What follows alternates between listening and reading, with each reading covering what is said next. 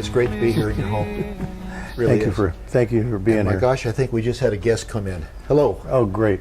Hi, I'm Bob Nolan of Thought Provokers, here at one whom I consider best friend level with me for the last 20 years, Rick Naylor. Rick, thanks for letting us into your home. Well, thank you for coming all the way out here and going through this. I actually barged in on Rick recently, at least I barged in on the phone asking him if I could come by and chat with him, with you, for a few minutes, because he has taken on whatever you want to call it, a burden, a ministry, an idea, a vision, which he has entitled PACT. Rick is the founder and director of PACT Partners Against Child Trafficking. And if there's a more needed focus in our culture right now, I'm not sure there is one. Rick, thanks for having us in. Thank you. It's an interesting subject matter.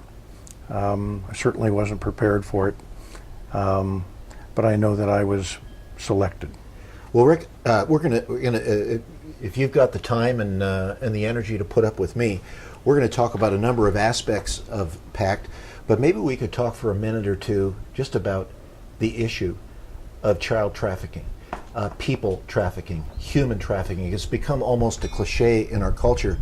But I think perhaps a lot of my friends, and maybe some of the friends that I don't even know yet that are watching today, are not aware of the scope, the depth, even the backyardness of the problem. And everybody knows, whore is a bad word and prostitute is a bad word, and everybody calls it the first industry and all that kind of stuff. But are we just talking about prostitution here? That's a great question. The word prostitution is kind of interesting. Our society associates with the word prostitution, which is really modern-day slavery. Yes, it's been around a long time, but our societies have viewed prostitution as one who willingly chooses the life and has been used as a noun instead of a verb. No one is a prostitute. They are prostituted. And the girls that I've talked to over the last year or so, none of them of the victims intended to become trafficked. They are often manipulated and lured into the trap by the promise of love and care they so desperately need, only to realize their entrapment after it's too late. Pardon me for interrupting. Sure. I forgot to tell our friends that we're in hot and humid Austin, Texas, as we speak right now. Well, of course, none of this happens in Austin, Texas, right? No, it does. It happens all over. People don't think about it that way. They think it is in another country. We actually have a low number, 100,000 children being trafficked in sex trafficking every year here in the United States. And it's in every city. We just don't know because it's really an underground activity. It's done at night, but it's done during the day. It doesn't have a face on it. It's neither Chinese or Hispanic or English or Puerto Rican. It's blindless as to who these people, the people that are involved in it and the people that are trafficked. If we did numbers on it here in the United States, aside from 100 to 300,000 being trafficked, you'd find in any individual state certain statistics. For instance, in Texas, I believe there's 80,000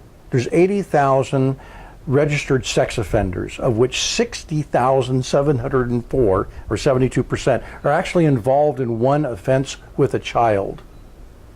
That's right now today. There are 685 sexual abuse cases in Austin today, and we're at the first part of September right now, and it continues to go up.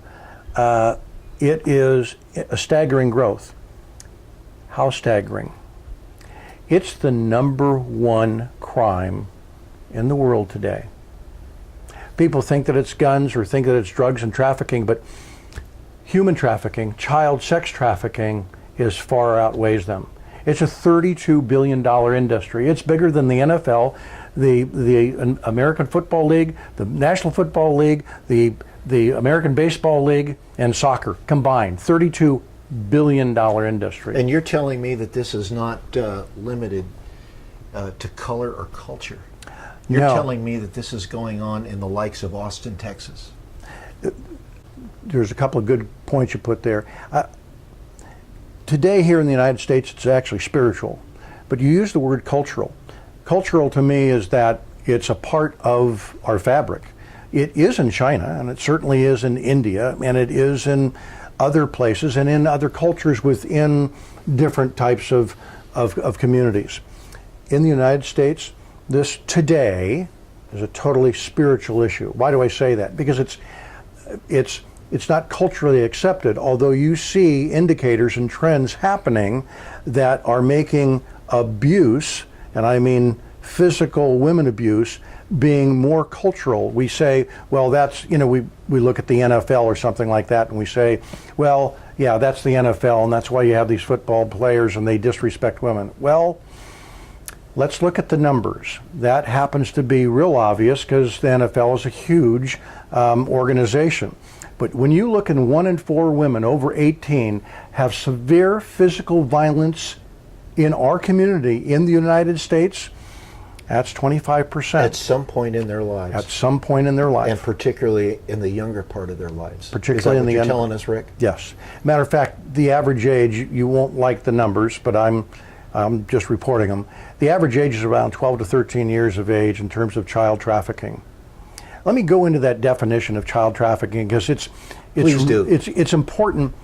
It is, the definition is not what we think in terms of prostitution. This involves the recruitment, and we'll get into that in a minute, harboring, transportation, procurement of a person for labor or services with the primary purpose of involuntary servitude. Key words: involuntary servitude, as a slave,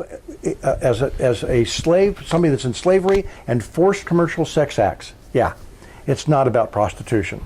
They're enslaved. And when I say being recruited, the recruiting methodology is totally different today. We call this modern human trafficking today, and I mean specifically sex trafficking of young children.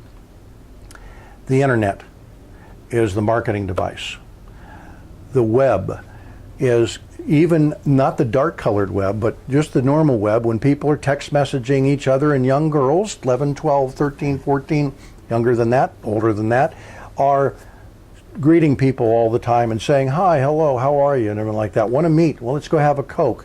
It sounds also innocent, but it's not. A recent study, as a matter of fact, it was a social media test experiment. It's on our website, which is, I'll put on our plug, www.pact, P-A-C-T, We'll have city. that on the screen, right? Oh, good. Momentarily. And it's there. Yeah. Rick, let me interrupt you and say, and we're going to get into more of these details, but I've known you for 20 years, 20 plus years. Our kids have known each other. My kid's been in your house probably more than he's been in my house, et cetera, et cetera. We've got a long history. You're not a preacher. You're not a minister. You're not a doctor. What are you, Rick? No, just teasing. You're not a cop. No. What happened? What caught your attention to care about child trafficking? Yeah. I was oblivious to it, probably like most of the people watching this right now. I couldn't spell child trafficking. I didn't know the definition. I didn't know what it was. But I happened to go to a community impact program at our local church, and there were several leaders there, and each one of us was standing up talking about one of the missions that we were on, and I'm also part of the Austin Disaster Relief Network, and there was this young lady that stood up and said something, and I thought that she said child sex trafficking. I nudged the guy next to me and I said, what did she just say? That's when it started. I actually went up to that lady, her name is Tony McKinley, and I went up to her and talked to her and asked her, I said, could you tell me really what you're doing? Her ministry is so specific and so wonderful. It's on taking care of these patients. She's a licensed professional in the state of Texas right now, and in therapy and guidance and counseling. And her job right now that she feels compelled to go do, I'm sorry about that, compelled to go do, is to help these young women and teenagers, and mostly an age group of 18 and older, about getting them through child trafficking. When I heard those words, I did not believe it. So I started doing some research and studying, and then certain things happened to me walking across the parking lot one day after a Bible study. This is crazy. And an Austin police cruiser comes into the parking lot. And as I'm going to my car, he gets out of his, and I said, "Excuse me, officer, can I ask you a question?" And this is what I call a softball. And I threw up this question at him, and I said, "Is child sex trafficking really prevalent in this city?" And he looked at me and he said, "Wow. Yes, it is. And I'm the detective that heads it up." So that was just another little divine wink, maybe. divine intervention, and it didn't stop. I knew that I was called to go do this. I am the least capable. I mean, I didn't volunteer for the deal, but I definitely have been called. And one of the people that you'll talk to later on told me the other day when I interviewed her, because she is a survivor of child sex trafficking, and she said, "Rick, you were picked. You're a guy. You represent the population of the people that have been abused. Okay, they're the abuser." And I didn't look at it that way. All right, but I'm certainly not a victim. I'm not female. I never walked in their shoes. I can't imagine. So God placed on my heart to go be in this role, and I gave up my day job, and this is what I do. I'm in it. I'm learning.